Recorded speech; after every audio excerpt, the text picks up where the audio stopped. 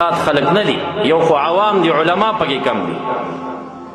بازار ته ځي په قصه خانه کې یو کتاب اخلي ګلزار تعویذات، چا لیکلی دی، مصنف څوک دی، اجازات د چا نه دي. هغې کې دننه لیکلی شوي جدول دی، حمزه ها فلان فلان فلان. تعویذګر ته وایي دې معنا څه شي د په ابجدو کې، زه خو نه یم خبر. بذل المجهود دا لیکي شارح د ابو داود چې هغه ابجدو باندې لیکایي د تعویذ چې کله صانع او دا په عون المعبود هم لیکلي، او دی نه پوهېږي چې الفاظ څه شی دي، دا ناجایز دي زموږ په دین کې په دې باندې تعویذ کول. نو دم کوونکي دي، قرآن کریم ولیکي، اسماء الله دي ولیکي. یو تعویذګر ته لاړم، تعویذګر سمې کار نه و، خو ملا ورسره کېناستم، اوس وفات شوی، خدای دې وبخي. نو یو کس ورته راغی، نو دی ورته تعویذ چل ښایي، وی فرعون، شداد، نمرود، ابلیس، مړه د دنیا دا ټول کافر یې راغونډ کړه. وی دا ولیکه، او د تور سپي او د تورې پیشو د لکۍ نه یې ویښته ورسره ټچ کا، او د یو زوړ قبر سر ته یې ښخ کا، نو دا فلان علی بغض فلان ورسره ولیکه، نو خلک به سره وران شي. نو ما هغه مولوي صاحب ته وي چې صاحبه دا ته څه کوې، ته خو ته د کفارو په اسماو کې د کفارو اسماو ته د تاثیر عقیده ساتي. د تمیمي او د تعویذ خو فرق دا دی چې تمیمه هغه ده چې هغه الفاظ شرکي پکې لیکلی شوي وي. ته اوس فرعون ته دومره د اثر عقیده لري چې د هغه په نوم کې دومره اثر دی چې دوه بېلولی شي، نو دا شرک نور څه شي ته وایي؟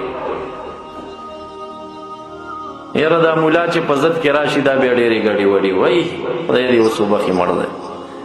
ما ته څه وایي؟ وی نه ولې دا فرعون د قرآن کریم ټکی نه دی سر. نو ما چې دا د قرآن کریم ټکی دی، یو تسبیح پیدا که 500 او سار نه ماښام پورې فرعون زوتوه، او فرعون 5 ټکي دي، 50 نیکۍ به په یو ځل درته میلاوي. عجیبه خبره ده. دا خو چرته قرآن کریم کې ضمنن راشي، په دې معنا نه چې فرعون رزیل برکتی دی، په دې معنا چې د قرآن کریم د کلماتو نه راله مقروعاتو کې راغی، نو تا تاجر میلاوي، کلام الله دی.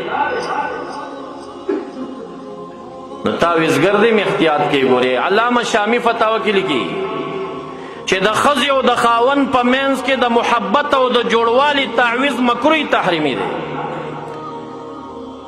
نو چې د محبت په تعویذونو کې د ښځې او خاوند په منځ کې تعویذ مکروه تحریمي دی، نو ووایه چې د یارانو په منځ کې د محبت تعویذ څنګه دی.